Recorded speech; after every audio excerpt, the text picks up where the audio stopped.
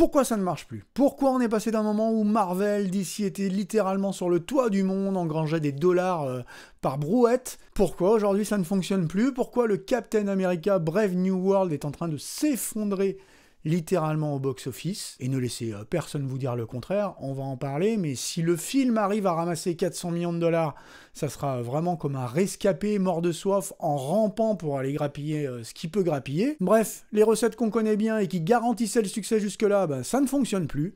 Pourquoi donc? On en parle dans cette émission.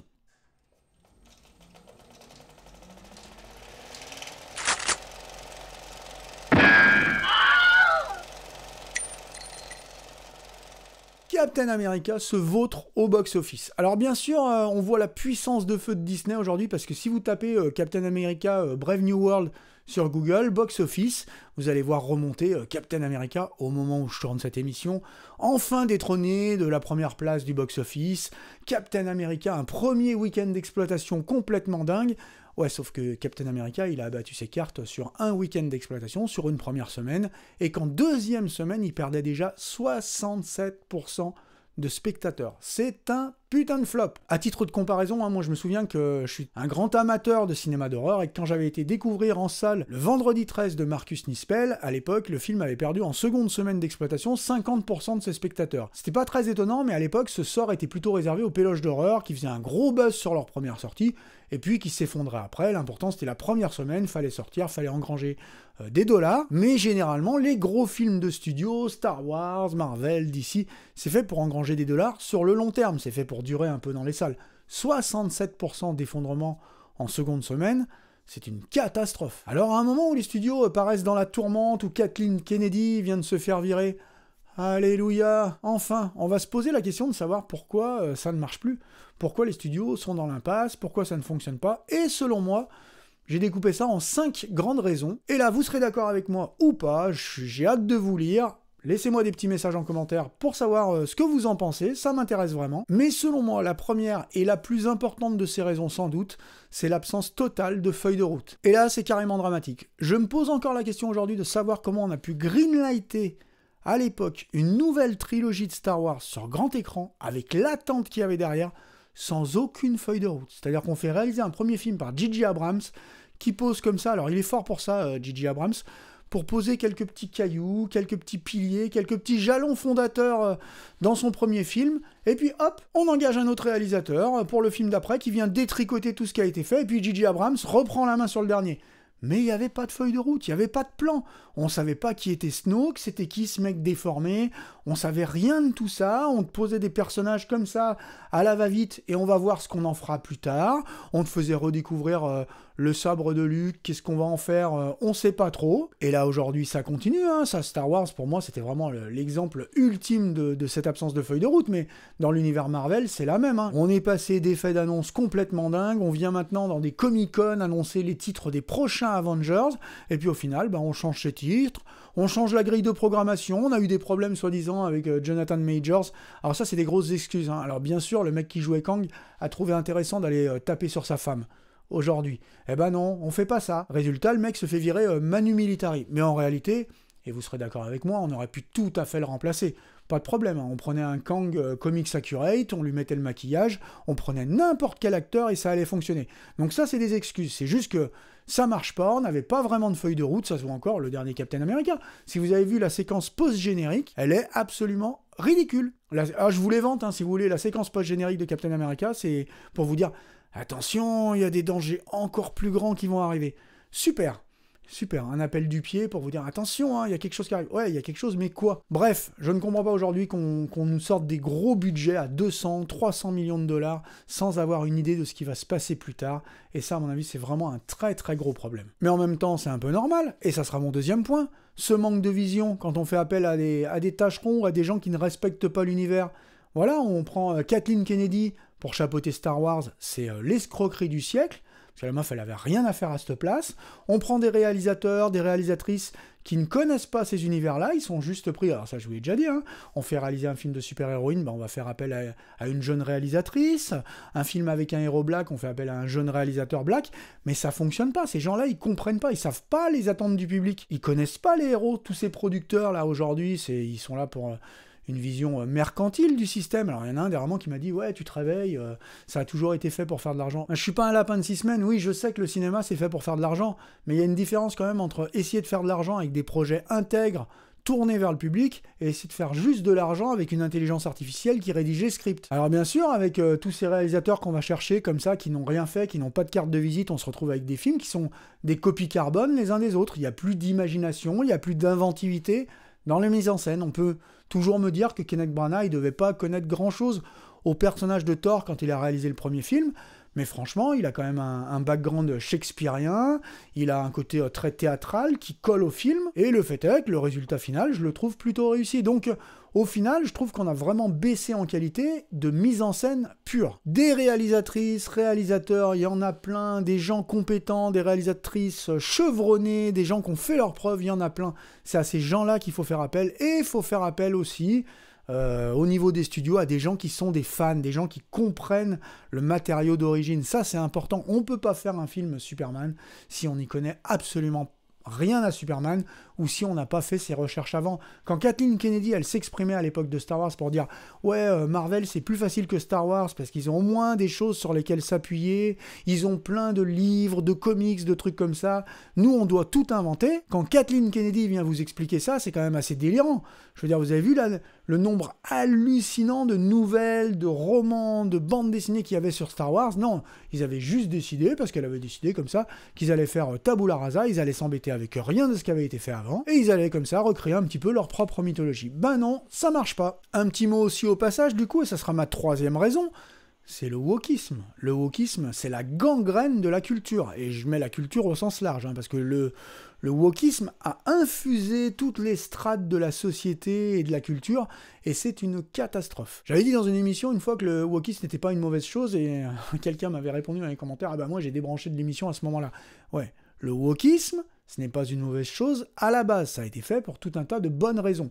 Et je trouve ça intéressant de vouloir attirer l'attention du spectateur, du lecteur, sur des faits historiquement avérés, sur des choses qui se sont passées, dont on parlait peu jusque-là. Je trouve que c'est fascinant, mais le wokisme a engendré la cancel culture, a engendré la censure, a engendré tout un tas de trucs, et résultat, ce wokisme il est devenu très néfaste, très négatif dans la culture aujourd'hui. Cette culture qui est censée nous rassembler, au final, elle nous divise plus que jamais. Au début, nombreuses étaient les voix qui défendaient le wokisme en disant « Ouais, c'est génial ce qui se passe », et puis quand on a commencé à censurer Roald Dahl, on s'est quand même posé des questions. Aujourd'hui, c'est le wokisme, ne nous mentons pas, qui fait qu'on va faire appel à des réalisatrices ou des réalisateurs peu chevronnés pour aller prendre la direction de tel projet.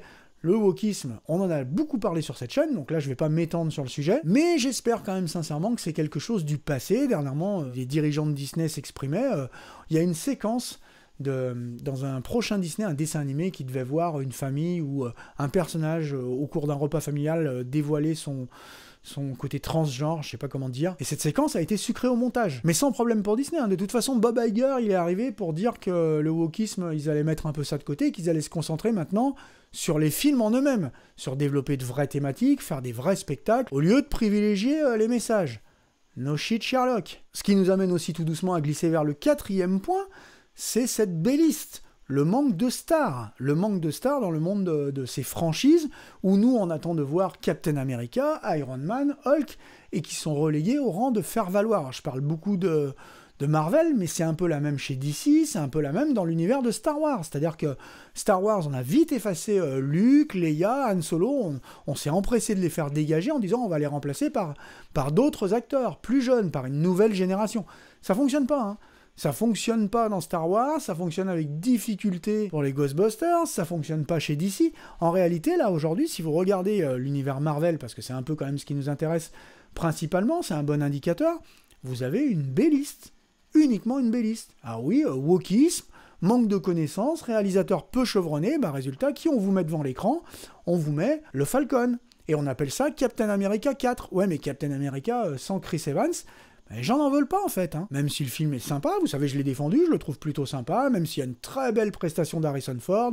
Bon, on a un peu abattu ses cartes avec en montrant le Red Hulk dans toute sa splendeur, pas de surprise, mais le film se ramasse, parce qu'en fait, les gens ne se sont pas appropriés cet univers. Moi, je suis un peu chauffé pour les Thunderbolts, mais les Thunderbolts, c'est de la belliste. C'est que des héros de la belliste. Quand les Gardiens de la Galaxie sont arrivés, c'était de la belliste. Et puis, Doctor Strange, et puis Ant-Man, et puis tous ces personnages-là, c'est de la B-list. Captain Marvel, Kamala Khan, c'est pareil. Donc à un moment, on peut sortir tous les She-Hulk qu'on veut.